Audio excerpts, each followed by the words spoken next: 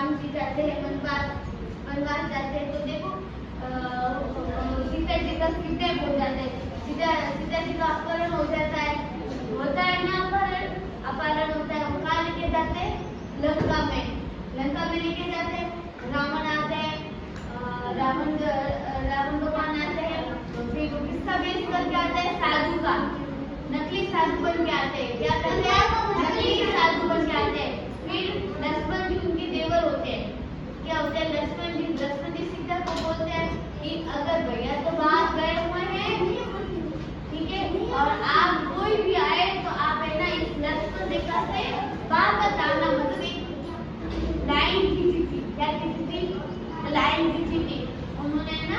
पहले बहुत शक्तिशाली होते थे भगवान, बहुत शक्तिशाली होते थे, तो उन्होंने ना ऐसे लाइन खींची कि लाइन खींच रही हो, उस लाइन से आप पार मत करना।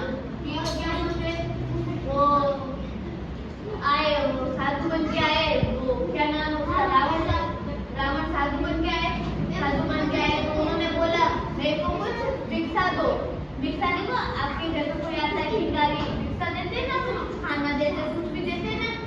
फिर बोल रहे ना, फिर वो सीता जी को लेके गए, फिर है ना बहुत बड़ी सी वो देखो व्रत लेके आए थे, चील के जैसा बहुत बड़ा। उसमें ना सीता जी का अपहरण करके लेके गए लंका में,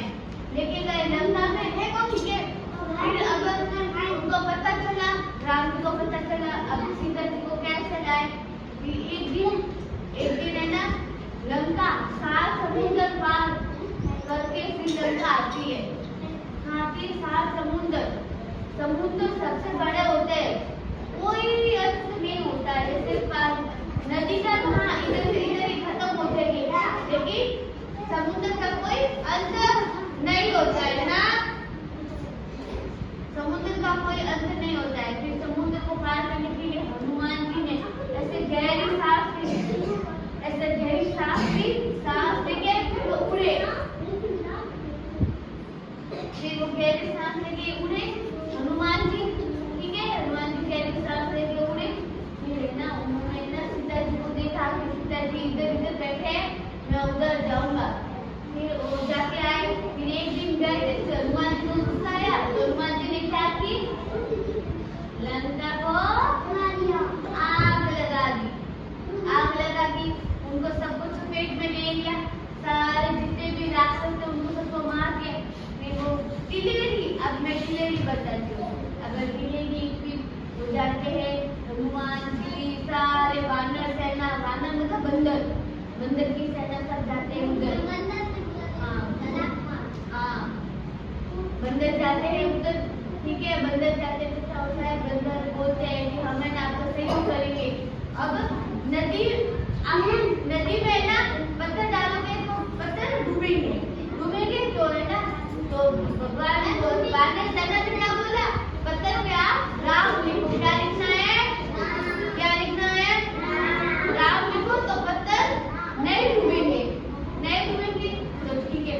तो ऐसे करके सारे पत्थर लेके आए, सारे पत्थर राम लिखे डालते गए, रास्ता बन गया। जैसे रास्ता बना तो एक गिलेरी आई। क्या आई? पहले गिलेरी, हाँ छोटी सी गिलेरी आई। जैसे ही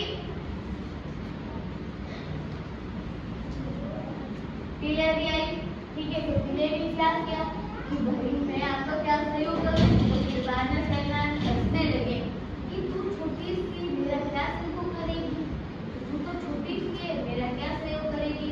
तो फिर गिलेरी क्या करती थी? पानी में भिगोती थी खुद को, फिर वापस आती थी, मिट्टी में ऐसे लोट-पोट होती थी, फिर वापस जाती थी, उस पत्थर पे सारी मिट्टी गिराती थी। क्योंकि देखो पत्थर के बीच में मिट्टी आएगी तो पत्थर इधर से उधर हिलेंगे नहीं, ऐसे करती। फिर एक दिन वो ऐसे करते गिलेरी क्या हो जाती है? घायल हो जाती है, तो फिर वो मरने लगती है। तो गिलेरी को है ना भगवान श्री राम ने ऐसे 3 अंगुलियों से ऐसे बोला, ऐसे 3 अंगुलियां ना उसके ऊपर घुमाई, तो गिलेरी जिंदा हो गई थी, मर गई थी गिलेरी। फिर भगवान राम जी ने उसके ऊपर 3 अंगुलियां जिंदा हो गए। इस वजह से पीले